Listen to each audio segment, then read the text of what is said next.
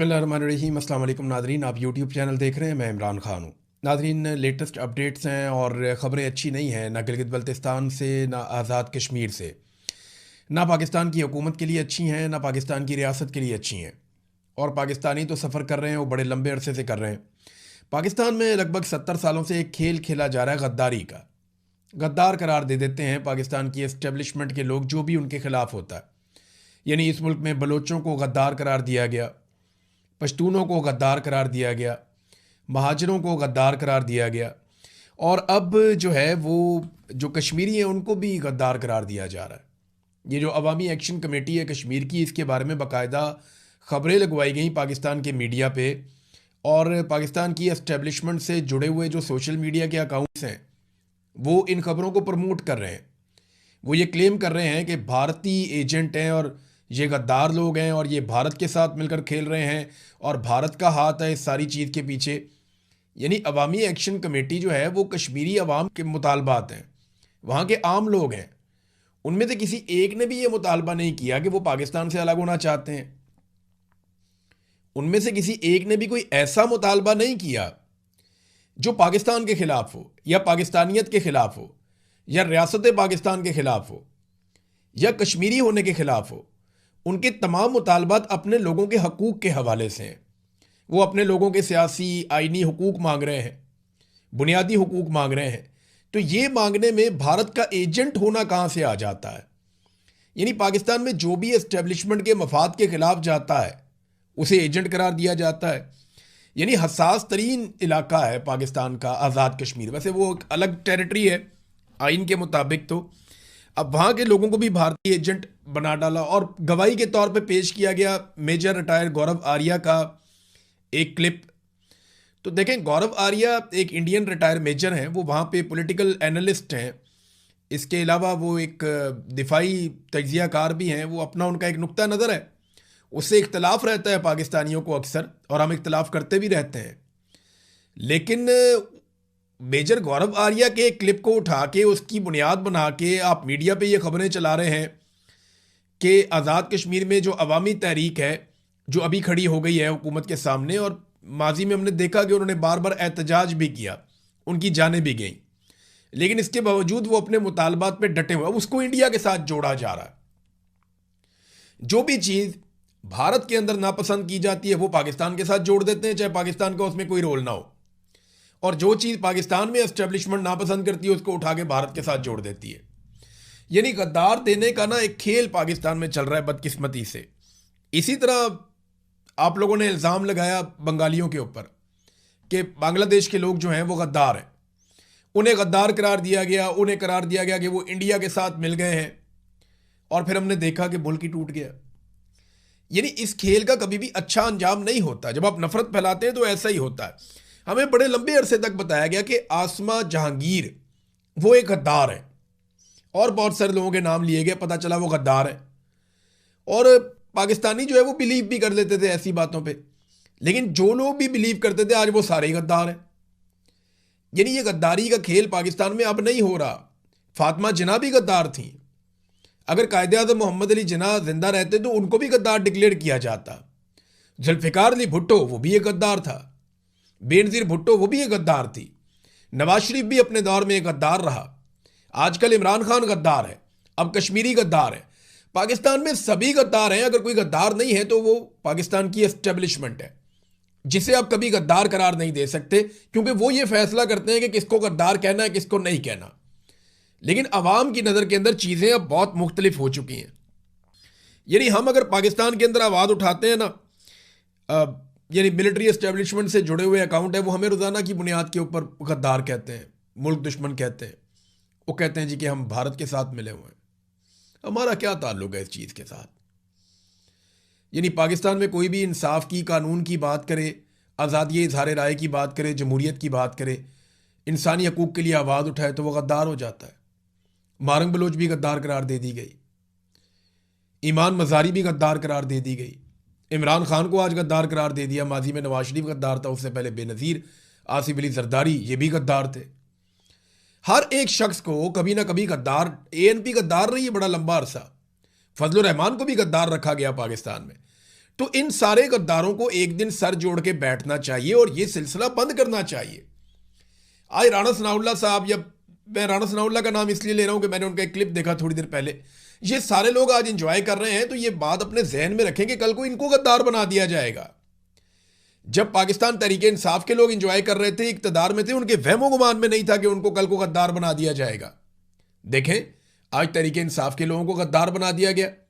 तो आज अगर पीएमएलएन, पीपल्स पार्टी, एएनपी, एमक्यूएम के दिमाग में ये बात है कि उन्हें गद्दार नहीं बनाया जाएगा, तो ऐसा नहीं है। फ्यूचर में वो भी गद्दार बन जाएंगे। जो सहाफ़ी आज एस्टेब्लिशमेंट के साथ मिलकर खबरें दे रहे हैं, देखिए खबरें देना तो सहाफ़ी का हक है, वो दें, लेकिन जो उनके साथ मिलकर खेल खेल रहे हैं, मैं उनकी बात करता हूं। जो उनके हाथों में खेल रहे हैं, उनको ये बात समझनी चाहिए कि गद्दार आपको भी बना दिया जाएगा। इस मुल्क में जब जब एस्टेब्लिशमेंट का मूड बदलेगा, वो गद्दारों को बदल देगी। एस्टेब्लिशमेंट डिवाइड एंड रूल करती है और इसी तरह उन्होंने ये चलाना, और तकलीफ होती है इस बात की। क्या पाकिस्तान इसलिए आज़ाद करवाया था कि हम सारे पाकिस्तान में गद्दार ही हो जाएं? बलोच भी गद्दार हैं, पश्तून भी गद्दार हैं, बंगाली भी गद्दार थे, अभी पंजाबी भी गद्दार होते चले जा रहे हैं, अब कश्मीरी भी गद्दार हैं, मुहाजिर भी गद्दार हैं। वो पाकिस्तान में मुहिब्बे वतन कौन है? गद्दारों का लंडा बाजार लगा दिया पाकिस्तान में। और अब देखें, ये कश्मीरियों के ऊपर इस तरह किया जा रहा है। कश्मीर में इजाफी नफरी तलब कर दी गई है नादरीन, और ये 2 खबरें आई हैं मुझे वहाँ से। अब दोनों तरफ से तैयारियां हो रही हैं। एक तरफ जो अवामी जॉइंट एक्शन कमेटी है, उन्होंने ऐलान कर दिया और पब्लिक को कह दिया कि अगर अब आप खड़े नहीं होंगे ना, तो फिर आपको खड़े होने का दोबारा मौका नहीं मिलेगा। ये फाइनल राउंड आ रहा है और आज़ाद कश्मीर के लोगों को ये बात समझनी पड़ेगी। उनके हक के लिए कोई खड़ा नहीं होगा, कोई उनके हक के लिए आवाज़ नहीं उठाएगा। उन्हें अपने हक के लिए खुद आवाज़ उठानी पड़ेगी। ये पाकिस्तान की पूरी आवाम के लिए ये मैसेज है। चाहे आप खैबर पख्तूनख्वा में रहते हैं, गिलगित बल्तिस्तान में रहते हैं, कश्मीर में रहते हैं, पंजाब में रहते हैं, सिंध में रहते हैं, बलूचिस्तान में रहते हैं, आप कहीं भी रहते हैं, आपके हक के लिए आवाज़ कोई नहीं उठाएगा। आपको अपने हक के लिए आवाज़ खुद उठानी पड़ेगी। आपको अपनी लड़ाई खुद लड़नी पड़ेगी।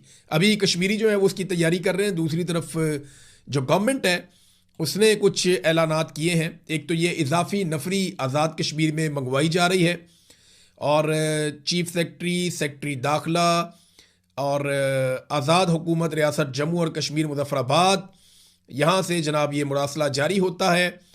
और मामला ये है कि मौरखा 9 जून 2026 को ज्वाइंट अवामी एक्शन कमेटी की जानिब से दी गई एहतजाजी कॉल लॉन्ग मार्च से पैदा होने वाली सूरत हाल से मुअस्सर तरीके से निपटने के लिए आज़ाद कश्मीर के मुख्तलिफ अजला में दस्तयाब नफरी के अलावा बैरूनी आज़ाद कश्मीर से सिविल और आर्म्ड फोर्सेस को यहाँ बुलाया जाए, ताकि जनाब ये इनको निपटा जा सके।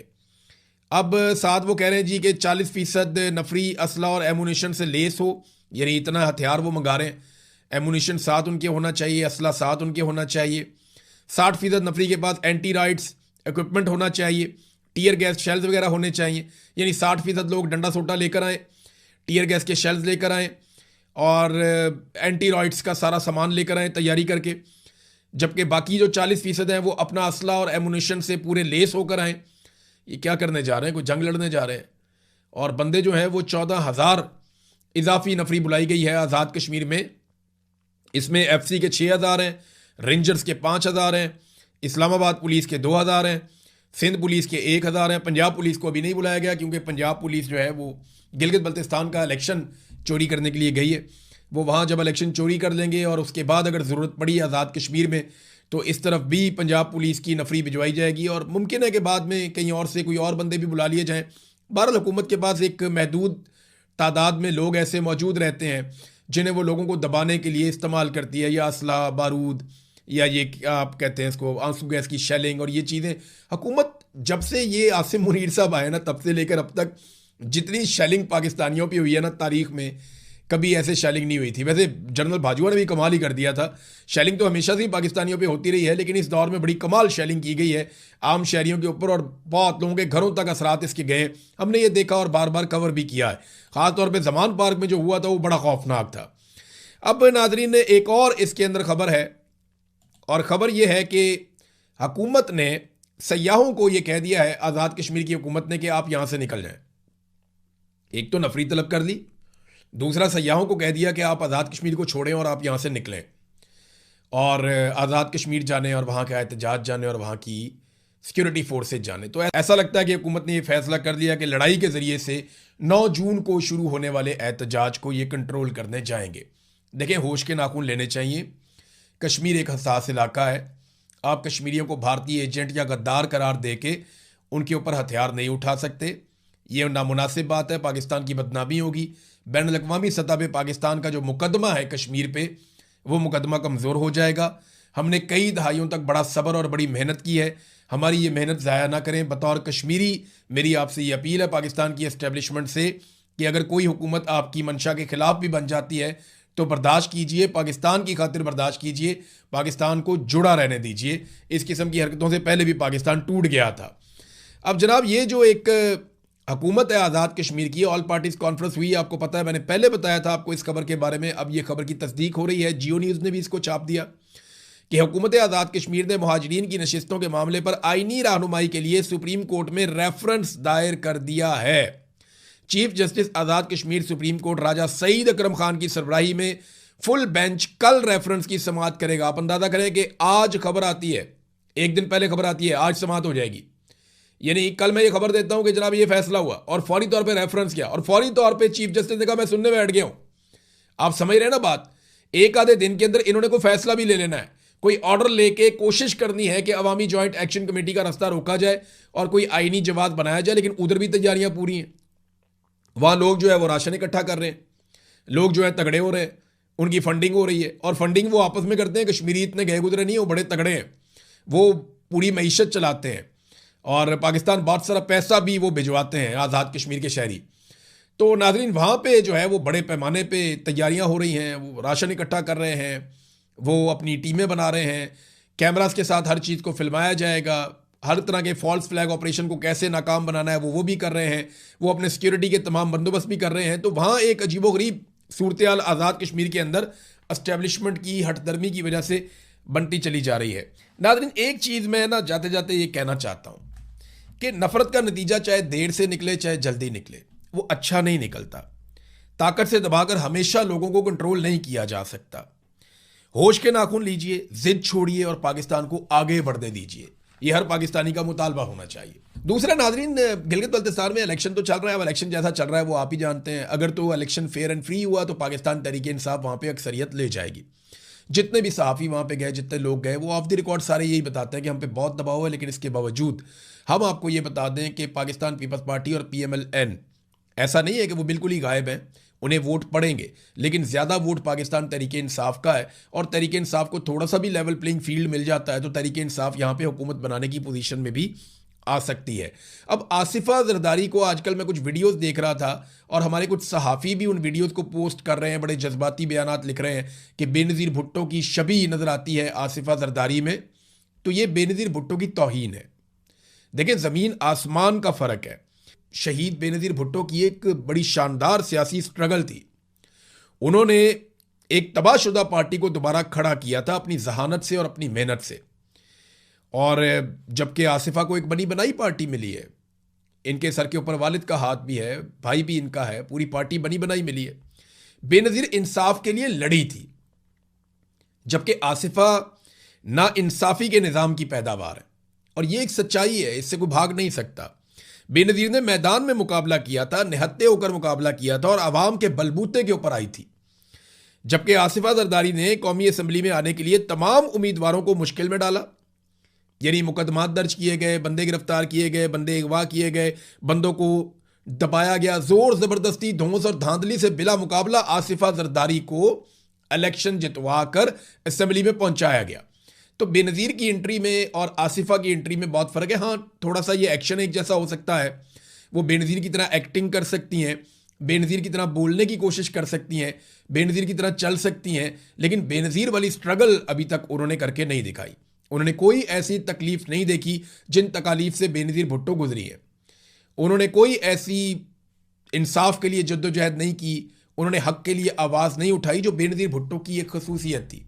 बेनज़ीर भुट्टो एक बहादुर रहनुमा थी और उन्होंने फ्रंट से आकर लीड किया था, जबकि आसिफा को सोने का चम्मच मिला। और जिस तरीके से उनके वालिद ने उनको लॉन्च किया, ये किसी भी सियासी शख्सियत की बदतरीन लॉन्चिंग हो सकती है कि बेईमानी और धौंस और धांधली से और मारकुट के ज़ोर ज़बरदस्ती से किसी को लाकर बिठा दिया जाए, बाकी सबको मैदान से हटाकर। तो ये तो आसिफा और बेनज़ीर में ज़मीन आसमान का फ़र्क है। तो जो लोग ये तबसरा करते हैं उनसे मेरी गुजारिश है कि आप ये तबसरा तो कर देते हैं, लेकिन इस तबसरे से आप बेनज़ीर भुट्टो की बहुत तौहीन कर देते हैं।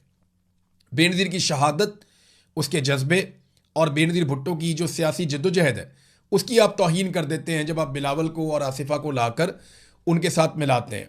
ये लोग तो एस्टेब्लिशमेंट की पैदावार है। यानी अच्छी तरह मुझे इस बात का अंदाज़ा है कि पीपल्स पार्टी जो भुट्टों की पॉलिटिकल पार्टी थी, जरदारियों के ज़रिए से एस्टेब्लिशमेंट ने इस पॉलिटिकल पार्टी पे कब्जा कर लिया है, और यही कुल मिलाकर असली बात है। अब नादरीन, 28वीं आईनी तरमीम की तैयारियां हो रही हैं। इस पे अपोजिशन लीडर महमूद खान अचकजई ने स्टेटमेंट भी दिया है कि 28वीं तरमीम बहुत बड़ी गलती होगी। पता नहीं हुक्मरान किस तरह मुल्क चलाना चाहते हैं। तो मैंने आपको पहले भी कहा कि 28वीं आईनी तरमीम की तैयारी हो रही है। आप 26वीं और 27वीं आईनी तरमीम भूल जाएंगे जब आप 28वीं आईनी तरमीम को सुनेंगे। देखिए, इन्होंने जो हुकूमत बनाकर दी है ना, जिन लोगों को 17 सीटों वालों को उठा के इन्होंने मुल्क का वज़ीर आज़म बना दिया, फॉर्म 47 जारी करके पीपल्स पार्टी और PMLN को मुश्तरका तौर पे इक़्तिदार में ले आए, 2/3 अक्सरियत वाली जमात को बाहर कर दिया। तो अब जिन लोगों को लाया गया ना, उनको जो कहा जाता है ना एस्टेब्लिशमेंट की जानिब से, वो एग्जैक्टली वही करते हैं। जो उन्हें हुक्म आ जाता है, लिखा लिखाया, वो कर देते हैं। तो ये 28वीं आईनी तरमीम भी पास करवा देंगे, लेकिन आइन का मुकम्मल हुलिया बिगड़ जाएगा। बल्कि आइन का हुलिया तो बिगड़ गया है, अब तो उसके अंदर मफादात का इंदराज होना बाकी है कि बहुत सारे मफादात हैं। आप देखेंगे, आप 28वीं आईनी तरमीम में जो चीज़ें सुनने में आ रही हैं, जब ये सामने आएंगी ना, तो पाकिस्तानी कौम इसको मुद्दतों याद रखेगी कि पाकिस्तान के आइन के ऊपर सबसे बड़ा शब खून मारा गया था। नाज़रीन, मुल्क भर में बिजली की कीमत मजीद बढ़ा दी गई है और इसके अंदर कुछ ₹1.25 का इजाफा कर दिया गया एक मरतबा फिर। यह हर चौथे दिन खबर आती है, कोई इतनी बड़ी बात नहीं है, लेकिन बिजली की कीमत लगातार बढ़ती चली जा रही है। आम आदमी की जेब के ऊपर इसका बोझ पड़ता है। देखिए, बिजली की कीमत क्यों बढ़ाते हैं ये? बिजली का इस्तेमाल कम हो रहा है। पहले अगर सारा पाकिस्तान मिलकर अगर 100 यूनिट बिजली इस्तेमाल करता था, तो अब वो नहीं करता। अब वो 60 या 70 यूनिट बिजली इस्तेमाल करता है। यानी पाकिस्तान ने अपने बिजली का इस्तेमाल कम कर दिया है। इंडस्ट्री भी बिजली कम इस्तेमाल कर रही है, सार्फिन घरेलू भी बिजली कम इस्तेमाल कर रहे हैं, क्योंकि बिजली इतनी महंगी हो गई, लोग खरीदना ही नहीं चाहते। तो जब बिजली का इस्तेमाल कम हुआ है, तो इन्होंने तो इजाफी बिजली के कारखाने लगाए हुए हैं और उनको इन्होंने देनी है कैपेसिटी पेमेंट। जब कम बिजली इस्तेमाल करेंगे तो आप कम बिल देंगे। इसीलिए ये क्या करते हैं कि बिल को बढ़ाने के लिए बिजली की कीमत में इजाफा कर देते हैं और उसके ऊपर फिक्स्ड किस्म के चार्जेस भी लगाते चले जा रहे हैं। ये सारा कुछ ये इसलिए कर रहे हैं कि ज़्यादा से ज़्यादा पैसा आवाम से निकाल कर कैपेसिटी पेमेंट की मद में IPPs को दिया जा सके।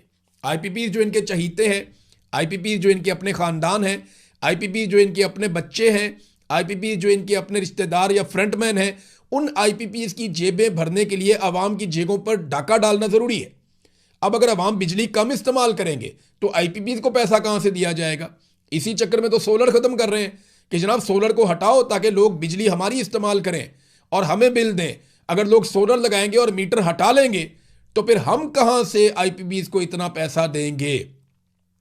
तो पाकिस्तान के लिए पहले तो इन्होंने मुजरिमाना तौर पे जिस तरह के IPPs के मंसूबे ये लेकर आए, उन्होंने पाकिस्तान को डैमेज किया और अब ये लगातार कीमत बढ़ाने पे इसलिए मजबूर हैं कि कैपेसिटी पेमेंट इन्होंने अदा करनी है अपने चहीतों को, तो उसके लिए पाकिस्तानियों की जेबें काटनी पड़ेंगी। शेख रशीद का ना लोग उस वक्त मजाक उड़ाते थे नवाज शरीफ के दौर में। वो वाहिद आदमी था जिसने सबसे पहले रोला डाल दिया था कि ये जो मुआहदे होने जा रहे हैं ना IPPs के, याद रखना एक वक्त आएगा पाकिस्तानी कहेंगे मीटर उतार के ले जाओ, हमें बिजली नहीं चाहिए। ये शेख रशीद ने बात उस वक्त, आज से 10-12 साल पहले शेख रशीद ने ये बात की थी। मेरे अपने प्रोग्राम में उन्होंने ये बात की। मैंने बाद में पूछा शेख साहब से, मैंने कहा शेख साहब ये क्या आप कहते हैं? उन्होंने कहा लोग की मीटर उतार के ले जाने के ये मुआहदे मैंने पढ़े हैं IPPs के, ये कैपेसिटी पेमेंट्स हम नहीं दे पाएंगे। इन्होंने डॉलरों में मुआहदे कर लिए हैं, डॉलर की कीमत नहीं रुकनी, ये ऊपर जानी है, हमारी कमर दूड़ी हो जाएगी, हम 1 यूनिट इस्तेमाल करेंगे 3-3, 4-4 यूनिट के पैसे देंगे। आज वही वक्त आ गया कि वफाकी वजीर तवानाई और बिजली इस बात की तस्दीक करता है कि हम 1 यूनिट इस्तेमाल करते हैं और 4 यूनिट के पैसे देते हैं। यानी अगर आपने 100 रुपया दिया है तो उसके बदले में आपको सिर्फ 25 रुपए की बिजली मिली है, बाकी 75 रुपए आपने उस मुआहदे के एवज दिए जो नवाज शरीफ ने IPPs के साथ किया उन्हें ऑब्लाइज करने के लिए। नादरीन, ये तो हालात है। बैनुल अक़वामी खबरें भी हैं मेरे पास, नेक्स्ट वीलॉग में बताता हूं। अब तक के लिए इतने, अपना ख्याल रखिएगा, अपने इस चैनल का भी। अल्लाह हाफ़िज़।